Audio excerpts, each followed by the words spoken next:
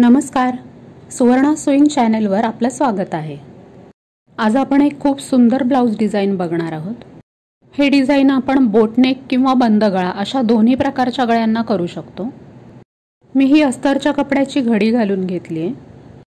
आता याच्यावर मी आधी मागच्या भागाची आकृती काढून घेते। याची शोल्डर आणि मुंड्याची मापा मी बंद गळा किंवा बोटनेक नुसार घेतली आहेत। फक्त यात बदल एवढाच केलाय की यात खालच्या बाजूला अर्धा इंच मार्जिन शिवाय एक्स्ट्रा कापड ठेवलंय आणि या रेषेच्या वरती नेहमीप्रमाणे बंद गळ्याचं मागच्या बाजूचं माप टाकलंय।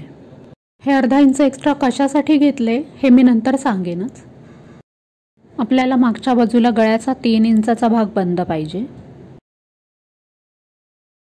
इथून 1 इंच खाली एक खूण करून घ्यायची आणि व्हिडिओमध्ये दाखवलंय त्याप्रमाणे एस चा आकार देत आपल्याला ही रेषा आखून घ्यायची। इथे अर्धा इंच खाली घेतलं। गळा रुंदी मला 3.5 इंच पाहिजे। तुम्हाला पाहिजे तर तुम्ही कमी किंवा जास्त सुद्धा घेऊ शकता।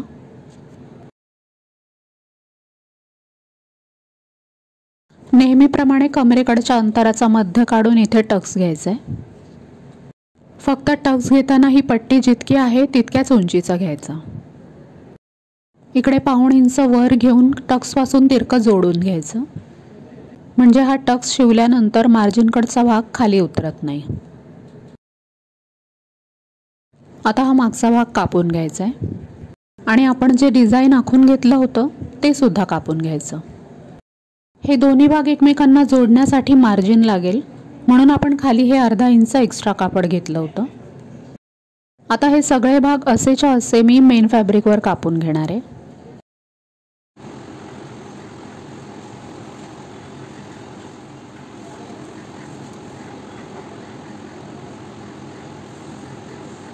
गोल्डन कपड्याचे 2 इंच बाय 2 इंचाचे काही चौकोन मी कापून घेतलेत।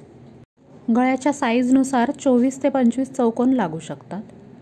याशिवाय पायपिंगसाठी गोल्डन कपड्याच्या क्रॉस पट्ट्या सुद्धा मी कापून घेतल्यात। सगळ्यात आधी या सगळ्या भागांचं अस्तर आणि मेन फॅब्रिक शिलाई करून एकमेकांना जोडून घ्यायचे।